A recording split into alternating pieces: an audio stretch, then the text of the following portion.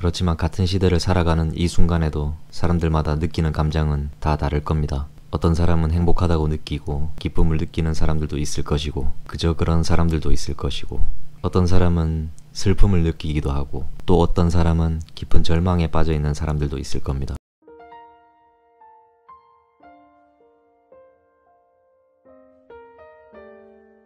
여러분 안녕하세요. 체리씨입니다. 오늘도 우리는 각자의 삶을 살아가고 있습니다. 사회 구성원의 한 사람으로 그저 살아가고 있습니다. 그렇지만 같은 시대를 살아가는 이 순간에도 사람들마다 느끼는 감정은 다 다를 겁니다. 어떤 사람은 행복하다고 느끼고 기쁨을 느끼는 사람들도 있을 것이고 그저 그런 사람들도 있을 것이고 어떤 사람은 슬픔을 느끼기도 하고 또 어떤 사람은 깊은 절망에 빠져 있는 사람들도 있을 겁니다. 절망이라는 단어 참 무섭고 슬픈 단어입니다. 희망이 없다라고 느낄 때 우리는 절망에 빠집니다. 도무지 앞이 보이질 않고 해결해 나갈 방법이 보이지 않거나 간절했던 것들이 이루어지지 않을 때 이외에도 여러 가지로 우리를 절망이라는 상태에 빠지게 만드는 상황들은 많습니다. 겪어보지 못했던 상황이면 더욱 앞이 캄캄하게 느껴질 것이고 무섭고 두렵고 의욕이 생기지 않겠죠.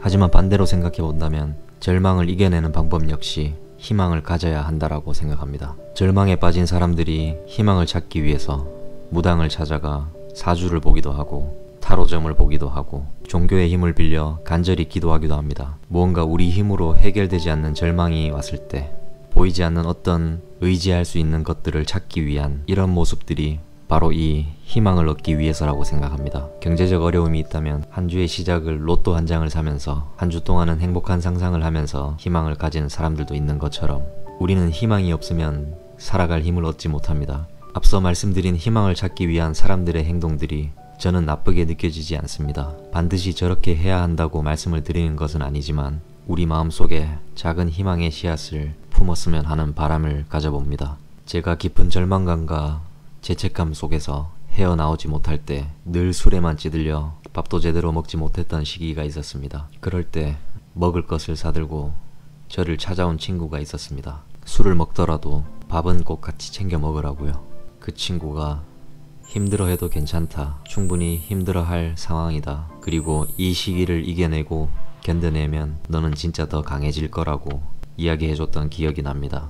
그 친구가 살아온 삶을 알기 때문에 저는 그 말들을 부정할 수 없었지만 그 당시 저에게는 희망으로 느껴지지는 않았습니다. 하지만 지금은 저는 평생 그 친구에게 고마운 마음을 안고 살아갈 것 같습니다. 그 친구는 노력한 만큼 멋진 인생을 살아가는 친구이고 나도 다시 일어선다면 다시 웃을 수 있는 날이 올 거라는 희망을 가지게 되었습니다. 그리고 그 희망에 대해서 믿음을 가지기 시작했습니다.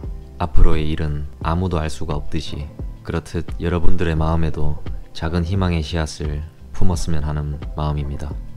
힘든 오늘 하루도 잘 견뎌내주신 여러분들을 응원하겠습니다. 체리씨였습니다.